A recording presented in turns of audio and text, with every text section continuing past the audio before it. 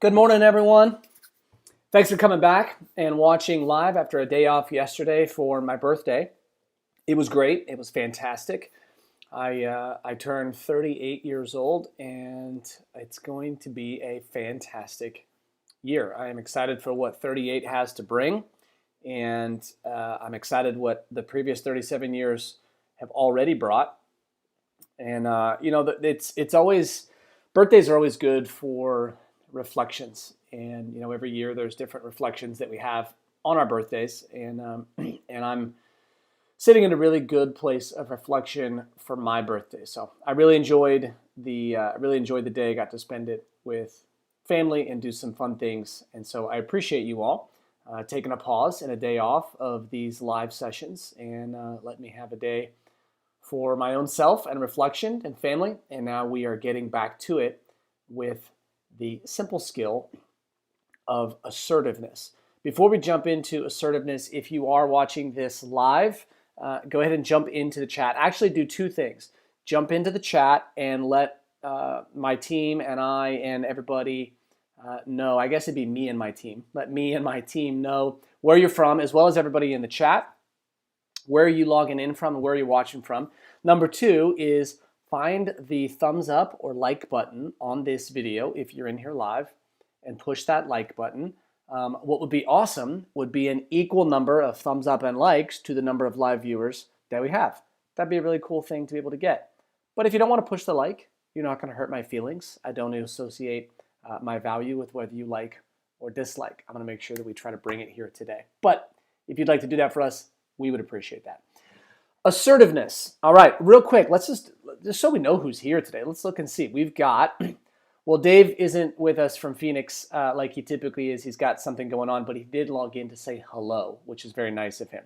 We've got Eric in Kansas City. We got Dan in Chicago, New Jersey, and now Bloomington, who's finally catching up to the live. We've got Colorado with Chris.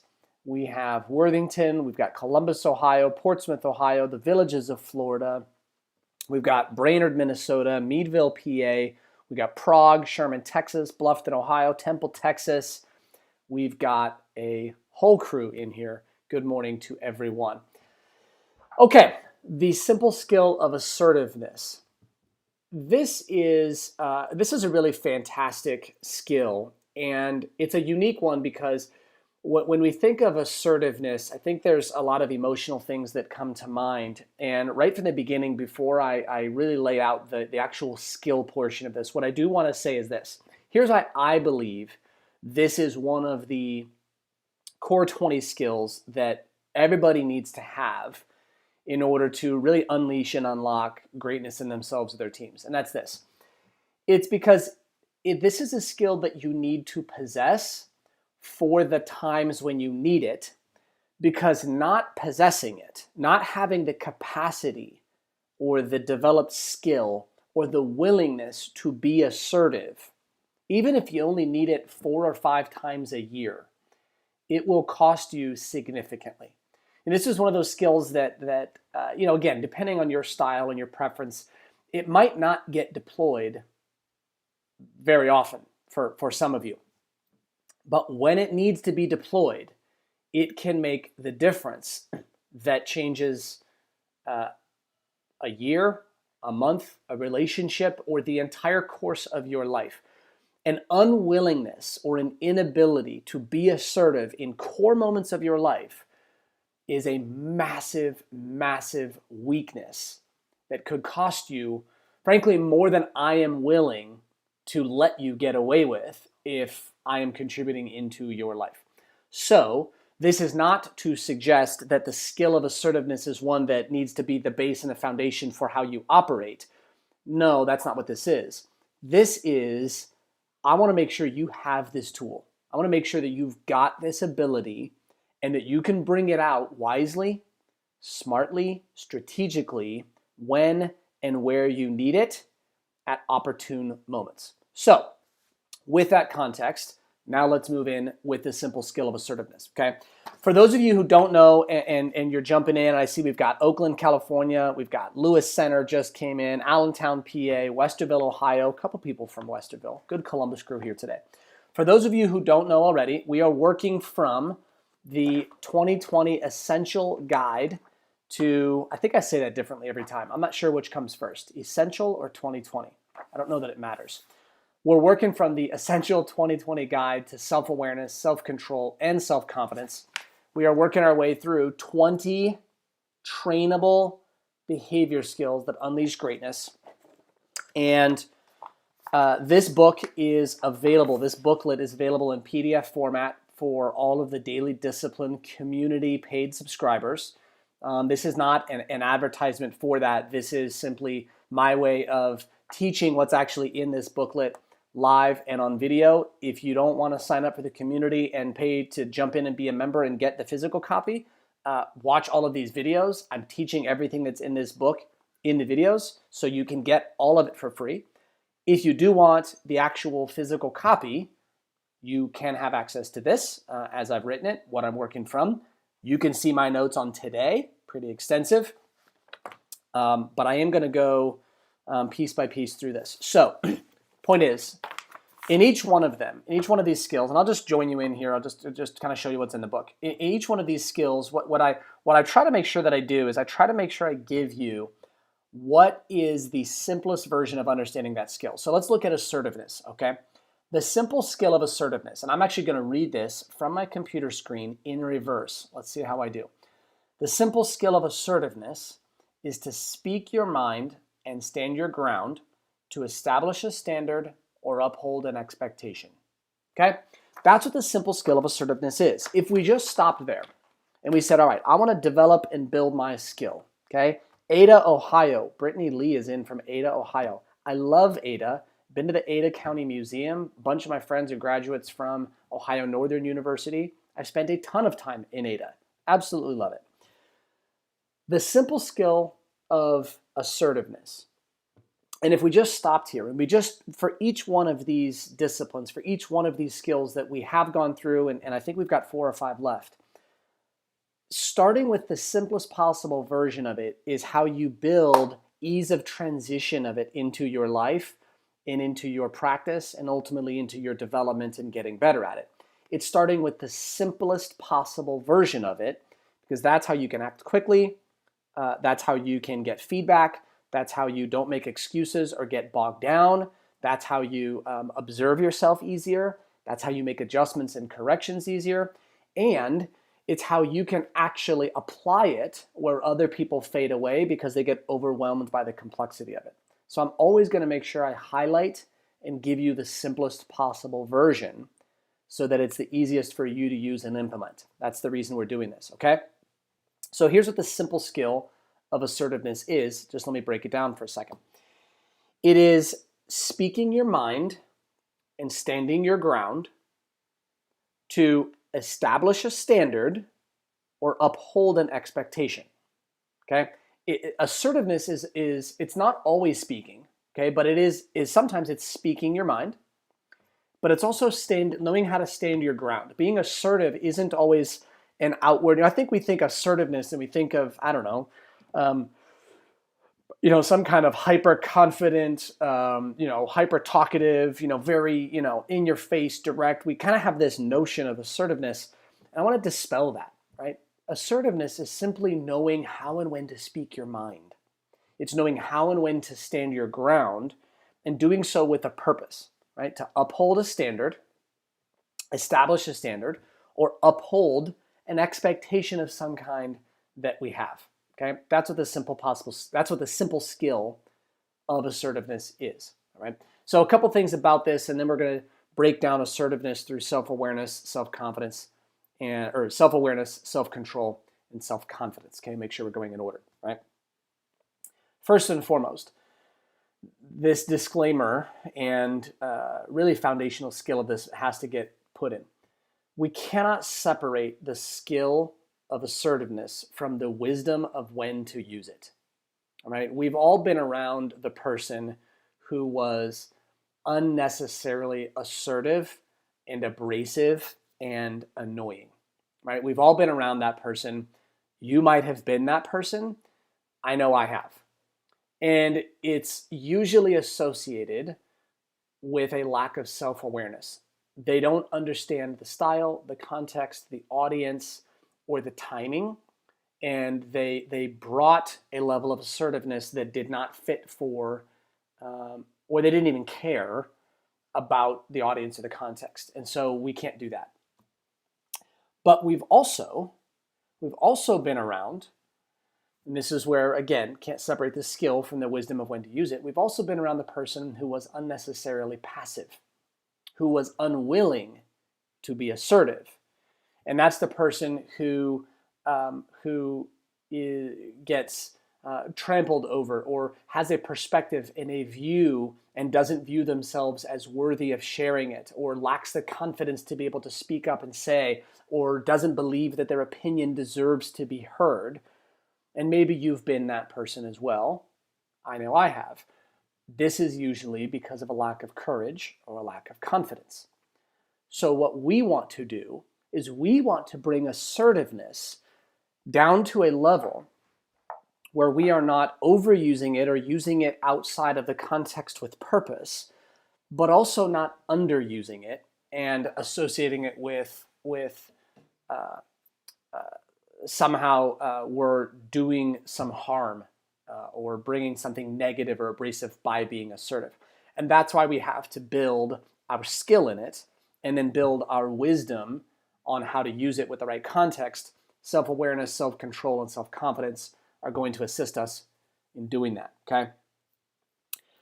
Knowing how and when to be assertive, right? And I'm pulling from right down here. I'll make sure, again, we pull this, right? Like we've got the simple skill, we've got some teaching around it, and then we break it down by self-awareness, make sure I get my fingers here, self-control, and then self-confidence. I guess maybe I should practice exactly how and where this goes.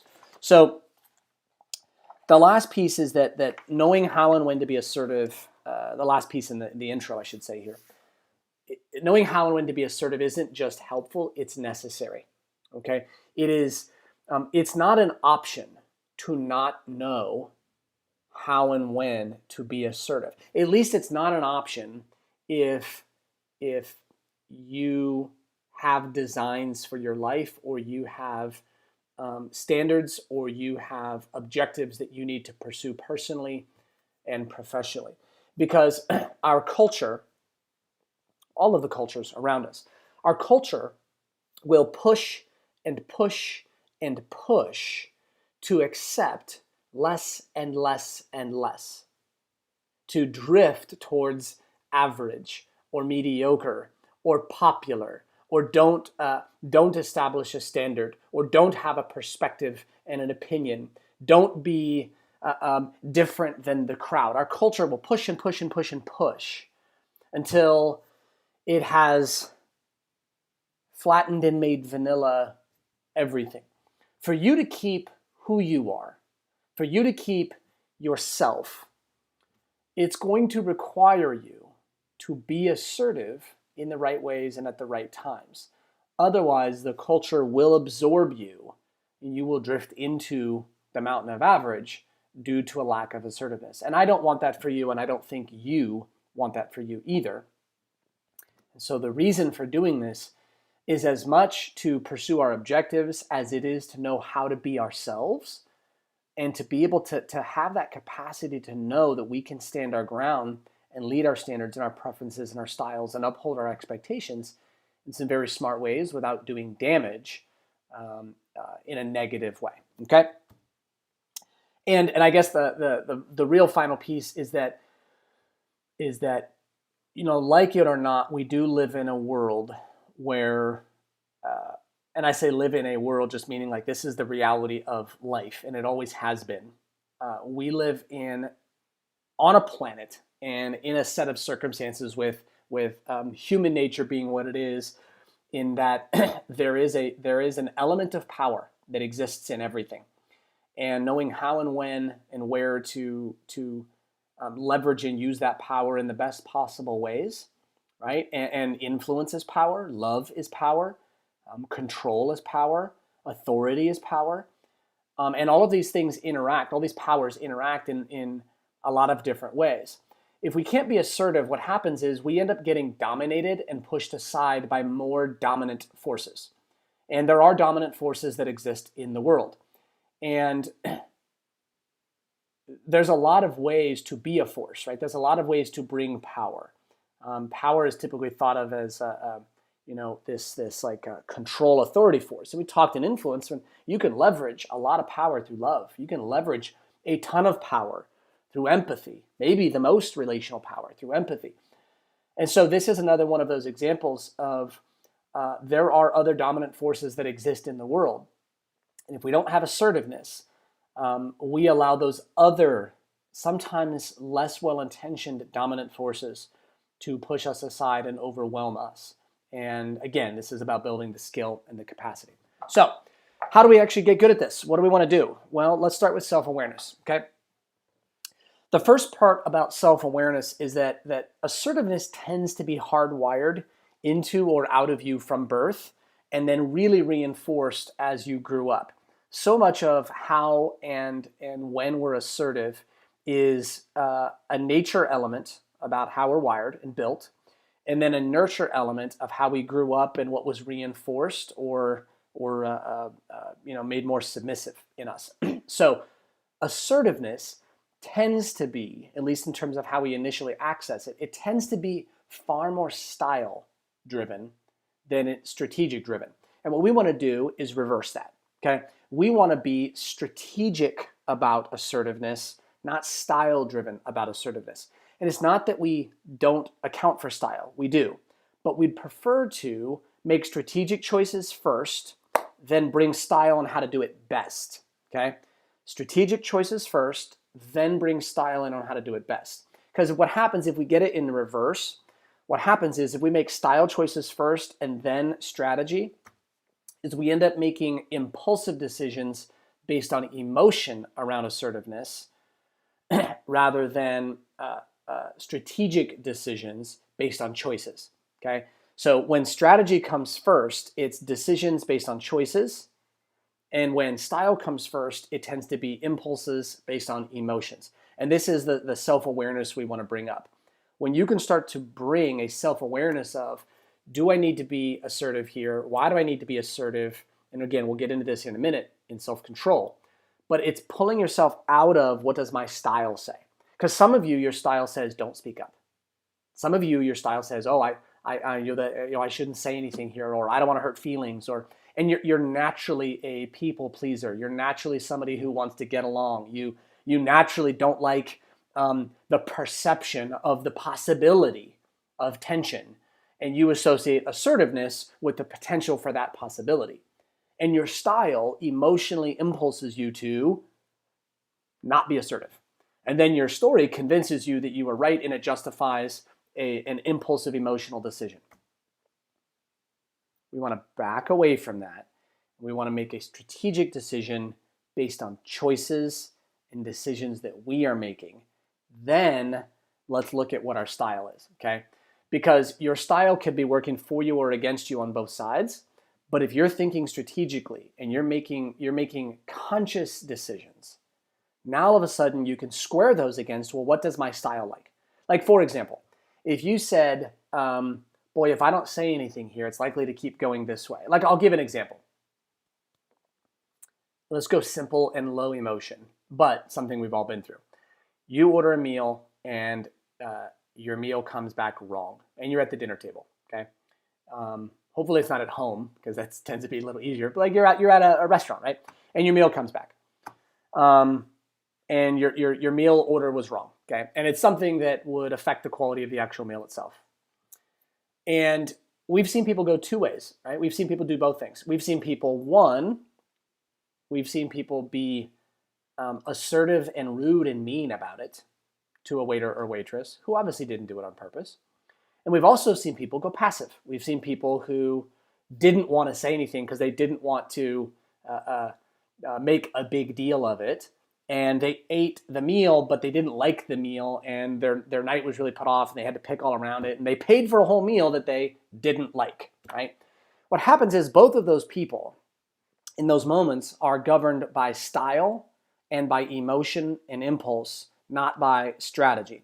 The overly assertive jerk person is upset, angry, and a little bit entitled, and thinks that because they made a meal and they lack empathy, and they weren't just kind but assertive about saying, hey, as for this, would you mind doing this? Like, I would really appreciate it. Like, I really love this plate. I want to make sure that it was, how I asked for it, because I really don't want to miss out on this meal. There's a lot of ways to say it that doesn't have to be, hey, that abrasive version.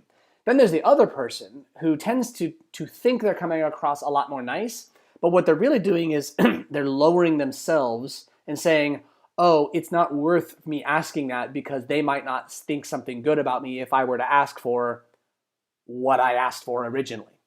And they lower the standard, and their expectation is not met, and then they end up kind of playing the victim card because they made the decision emotionally to be a people pleaser and not potentially come across as rude.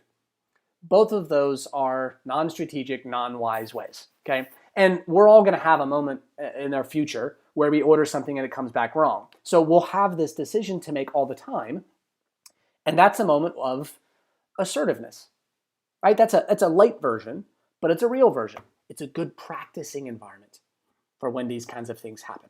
There's a lot of ways to be assertive. So let's jump into the self-control side, okay? Last piece.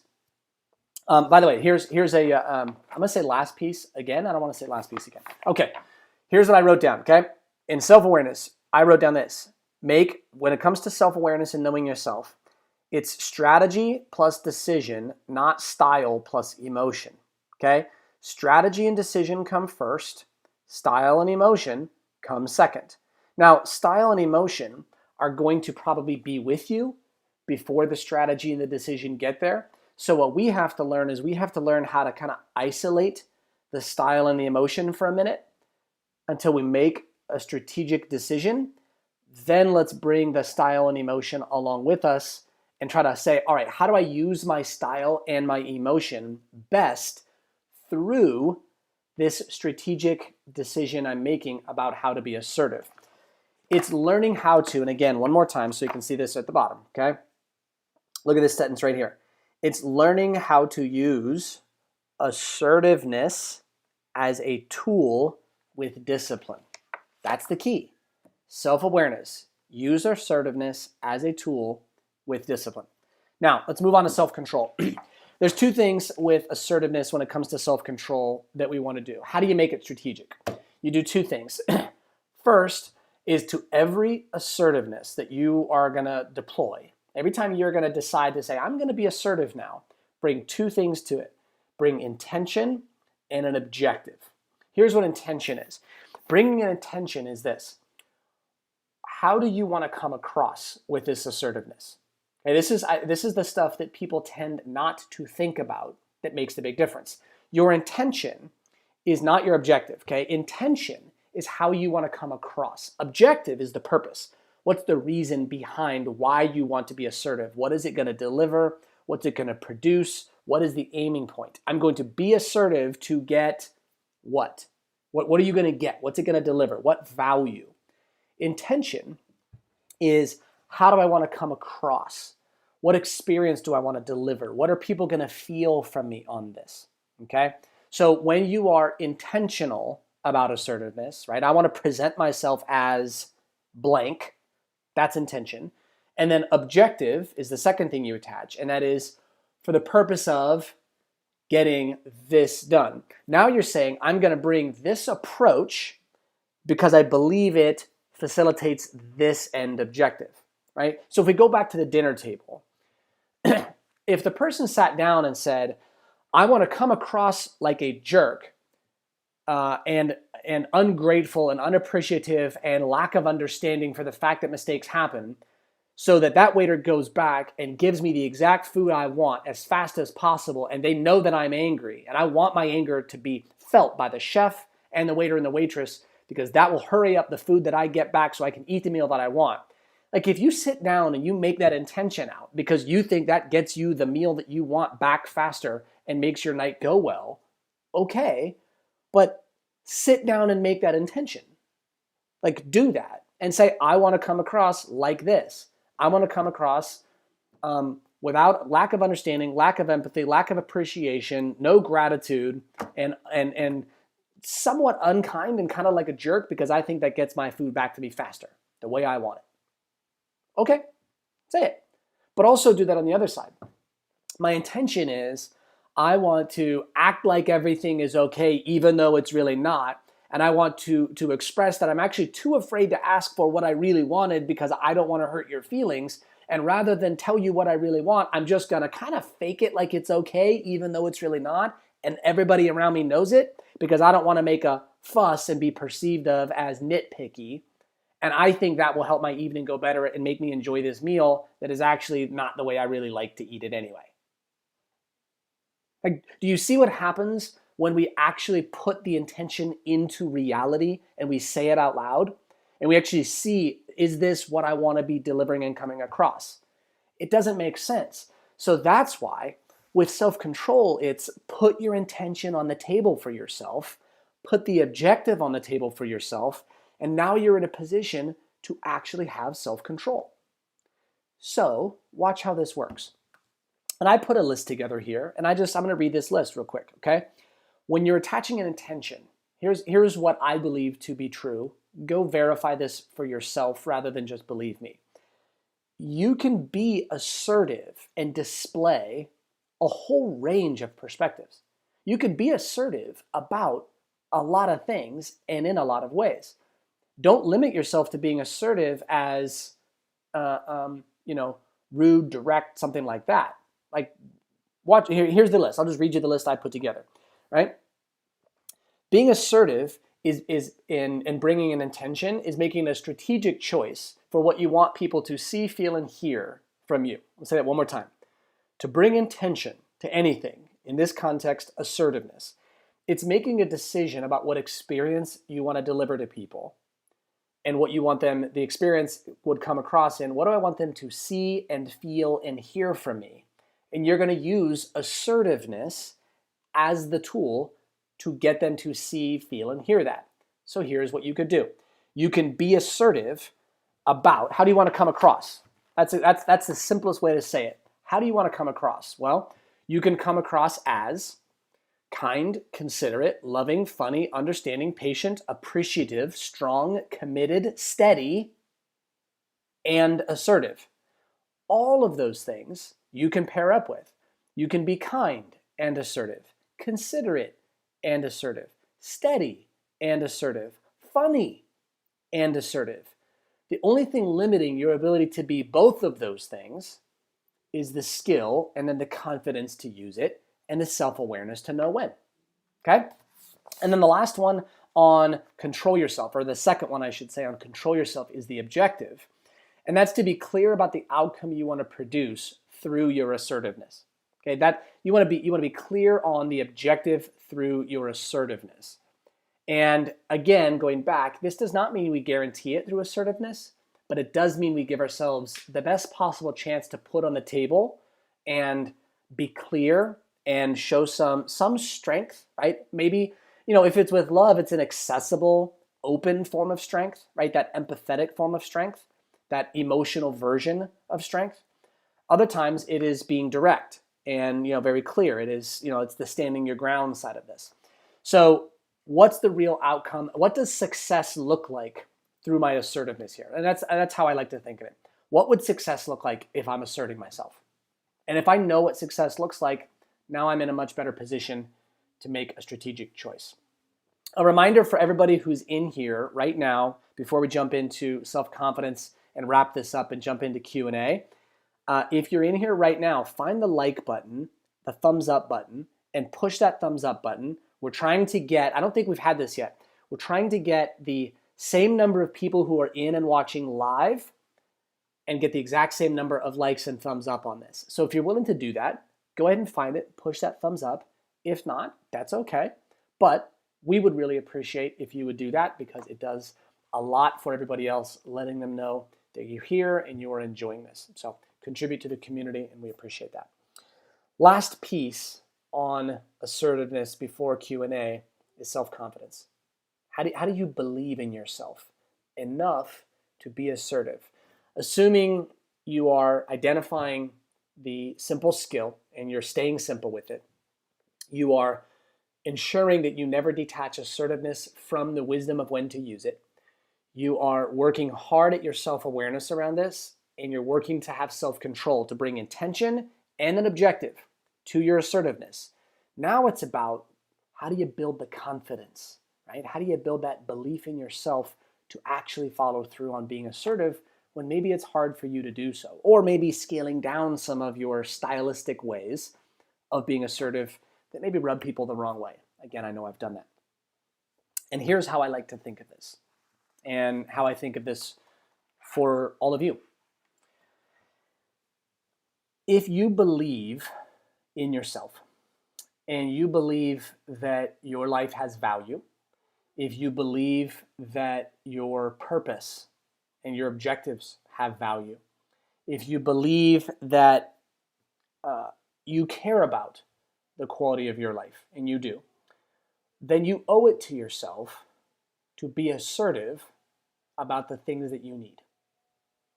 If you believe in yourself, if you believe that you want a high quality of life, and you believe that you have value, because you do, you owe it to yourself to learn how to be assertive about your needs and your standards and your priorities. You owe it to yourself because nobody else is going to do it for you. And anybody who wants to contribute to that on your journey can only do so much for you. They can only go so far. They can only lead so much until you have to make decisions about whether or not you are going to stand your ground for who you're becoming, what you need to do, and what your actual real needs are. That is the core of self-confidence. It is recognizing at a really personal level that you owe this to yourself to learn how to do this, and not allowing other people or the world or circumstances to overwhelm you and you to put yourself into the position of being a victim of your circumstances, because you are not. You absolutely are not. My final thought for the day around assertiveness, again, before Q&A, if you got any questions, punch them into the chat, type Q&A, and then ask your question. I can answer some of these. The last thing I'd like to tell you around this is there is no virtue in not standing up for what you believe in, and there is no virtue in getting marginalized or accepting less simply because you're unwilling to assert yourself. I see people struggle with this, and they think that they associate it with some kind of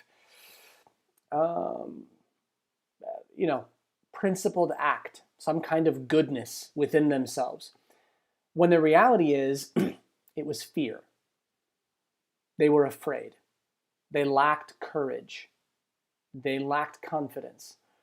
And it's not virtue, right? It's not virtue to get marginalized and pushed to the outside. It's not virtue to accept less than what you need, less than what you could go out and earn, less than what you could have just captured, grabbed, and gone out and competed for, because you were unwilling to assert yourself in a moment where you had a standard that was worthy, where you had a need that needed to get fulfilled and needed to get met.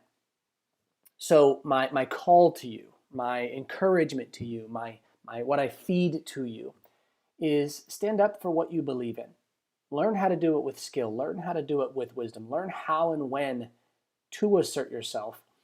And you owe yourself the willingness and the discipline to know how to assert on the things that matter to you at a really high level. And if this is going to take you 6 months or 12 months or 2 years to learn how to do really well, start today. Start right now, the second this is over, and commit yourself, however long it takes, to stay with this till you learn how to do this really well. You will be imperfect. It will be sloppy at times. It will feel awkward at times. You will make mistakes. I do on both sides of this. But I work really, really hard at knowing how to do this well because a huge portion of my life is determined by my skill at assertiveness. So that's my thought and my commentary on that. And now we will jump into Q&A and answer some questions for you all. What can I answer about this particular skill? All right, let me go back and I see that Dan Lukatich, I think I'm saying that right. If I'm not, go ahead and phonetically spell it out for me. I want to make sure I'm saying your name right. Dan asked earlier that he had a question about book selection, but it's not today's topic, and that's okay. Plenty of topics get asked, questions get asked on topics not on today's. Book selection, Dan said, I want to read good, informative books, but my comment the other day about book selection made him question his process. So I don't see a question in there, Dan. I'm happy to answer a question around book selection, but I don't see a question in that. So let me know what your question is, and I'm happy to answer it because I don't want to talk and answer something that is not what you're actually asking. Des Moines, Iowa is in the house.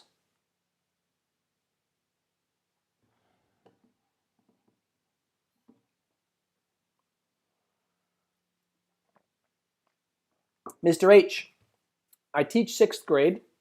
How can we practice the awareness of when we need to be assertive? First year, I was off the rails. This year, much more grounded, but wanting to be better for my kids. How do you practice the awareness? Well, I go back to the definition. So I'll go back to the simple definition, okay? So we look at, right, it's when do I need to speak my mind? When do I need to stand my ground? And there's two, for me, with assertiveness, there's two contexts, right? It is to establish a standard or uphold an expectation. So how do I practice? Well, first is know what my standards are, know what the environment's standards are, right? The environment in this case being your school. What are the standards that you have? What are the standards that the school, whether it's culture or grades or kids or parents, whatever, know where those are. And you need to know your standards and the environments because you need to know what is yours and what is the environment's, and they're different, but try to get them aligned, right? That's a really key piece. Sometimes people will establish personal standards and try to roll them up to an organizational level, and that doesn't work, right? Like for example, I don't care about the political conversations because I just don't associate my personal standards politically, economically, socially. I just don't think that my standards roll up in any way as anybody above me needs to have my standards socially, politically, economically. I just don't. So I don't roll mine up. I know what my standards are, but those are personal. And really good people will disagree with me on those standards. That's okay. But I do need to know what are the standards at a high level above me under which I operate that I need to make sure I'm upholding, okay?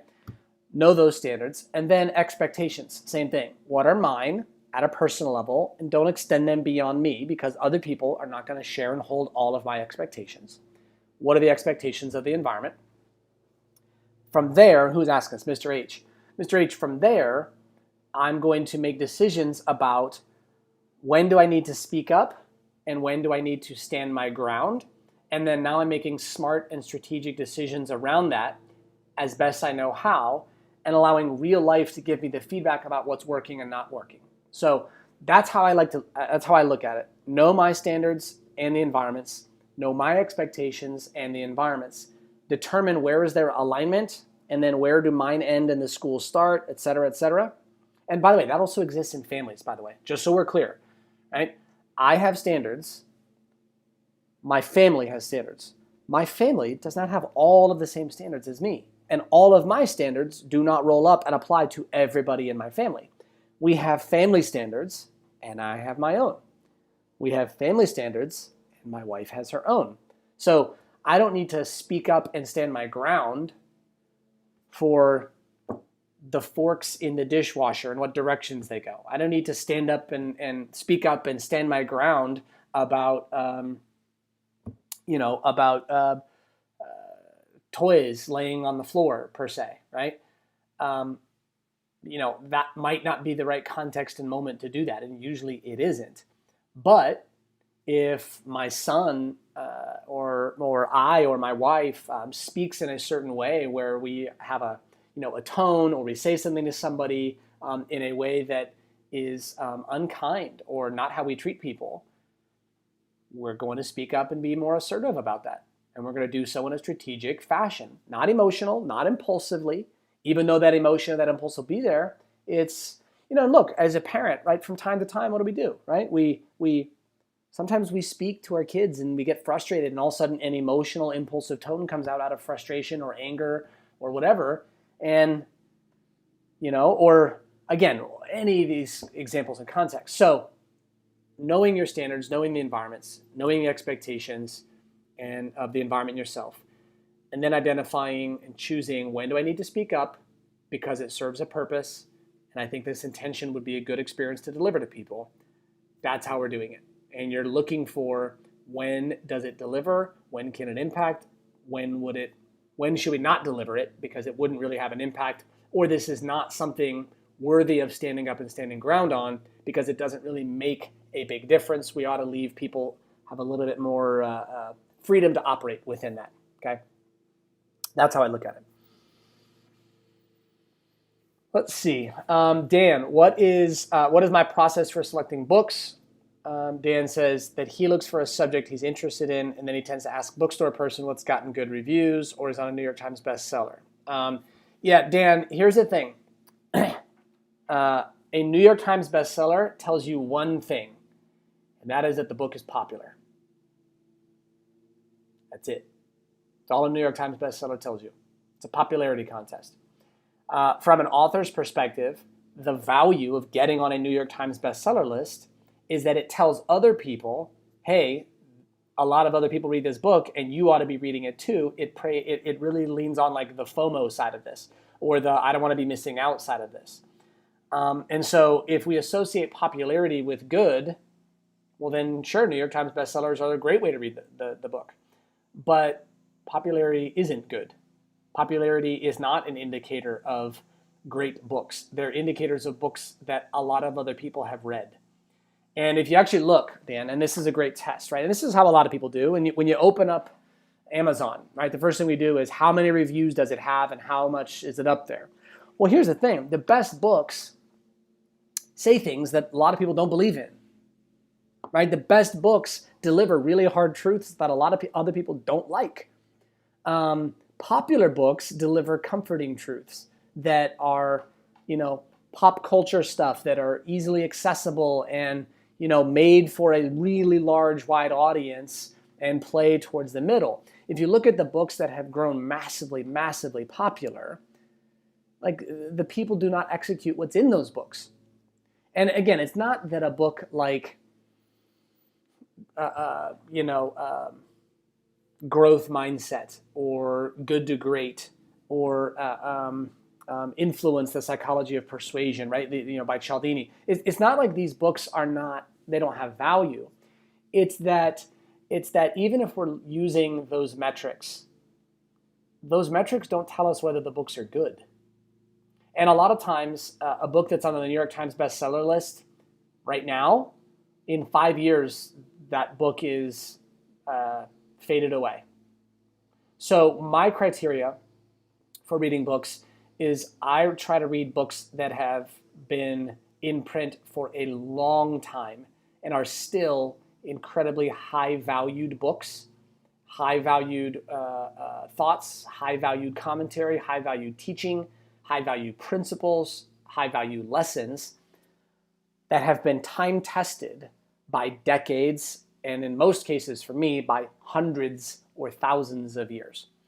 I want books that have truth in them that is reliable, not information in them that was designed to sell a book and get on a bestseller list. That's how I do it. Now, what I do love about the approach that you have, Dan, is find a topic that interests you and go find what are the 5 best books written. But what I would do is this, if you're asking for a suggestion, and this is what I do. I look for a topic I'm interested in, and then I go and spend like a week or so researching, what are the 5 best books ever written on that subject?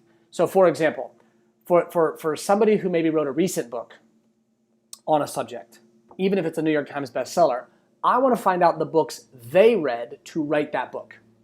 I want to find out the people they leaned on. I want to find out the people that they looked at. And I want to go back down the line. Because what I find most of the time is, if I find a book that is a new book and a new bestseller and that is teaching principles that are worth reading, I find that almost every time those principles were written better by people much earlier in life. That's what I find more often than not. And I go right to the source. And often those books were not written during a times where New York Times bestsellers and Amazon existed, where now authors are trying to engineer books pop culturally to hit these bestseller lists and produce on Amazon, and professors in labs trying to become high-paid speaker authors. And what they're doing is they're writing books that have 7 to 15 good pages of real good content, and they've put it in a 300-page book where the covers are too far apart. Again, not judging. It's just, so many times those books are filled with a lot of stuff, and the juice isn't always worth the squeeze. You get a lot more value out of reading a book that was written a long time ago. So that's what I like to look at. All right. Yeah, Ben Thenis, you're identifying the fork issue. If you're the big question in every household with a dishwasher is, do the forks go up in the dishwasher or do they go down in the dishwasher? Now, if you're a sink washer, respect to you. I was a sink washer for most of my life. Even when we had a dishwasher, I didn't use them. But right now, whether you are a forks up or a forks down person in the dishwasher, there's probably a right answer somewhere, but everybody thinks that they're right. So we'll just say it's acceptable whatever direction you put them in. Okay, thank you all. I appreciate it. Hope this was super important and valuable to you. I believe, again, this is a skill. Knowing how and when to be assertive is something that everybody needs to put into their toolbox and learn how to do so that you can deploy this wisely, strategically, intentionally to hit the objectives that you want. Tomorrow we are going to be on another really important skill, and I'm actually going to check my calendar right here, right now, with all of you to make sure that we're picking a time because I want you to see it. We are going to go at 10 a.m. tomorrow. 10 a.m. Friday, we are going to, that's Eastern time, by the way, 10 a.m. Friday, we are going to be jumping into the simple skill of nonverbals. Yeah, facial expression, eyes, mouth, head turns, head tilts, hands, feet. Feet, the most overlooked body part that affects nonverbals is the feet. It's massive. We will get into that tomorrow. And I'll even give you a number of resources that I've got on my shelf, point you to a few people that I trust around the nonverbal side, because I'm not an expert. It just matters, and it's made a big difference for me. And I do see there was one more question that came in from Coach Rubio that I will answer. Is assertiveness a characteristic that should be used for selecting captains of a team? It should, but there is not a right or wrong way to be assertive. It is simply ensuring if you're going to be a captain and a leader, you must have the willingness and the ability to be assertive. Somebody who cannot assert cannot lead, period. Do not put somebody who can't or is unwilling to assert in a position or role of leadership and then get upset with them when they fail to lead. So yes, assertiveness is, but you can be a quiet person who knows how to be assertive in the right times. People say if you lead, you got to be more verbal. You do not. If you lead, you need to know how to be assertive. And sometimes the best leaders of all time, sometimes the best leaders are the people who say very little, but they assert in the right way, in the right moments, and it carries a ton of weight. So thank you. I appreciate you all. Please come back live tomorrow at 10 a.m. here on YouTube on my channel. Do not forget, remember to push like, click subscribe so you don't miss the updates. You'll be notified every time that we go live. Tomorrow will be 10 a.m. on the simple skill of nonverbals. See you then, guys.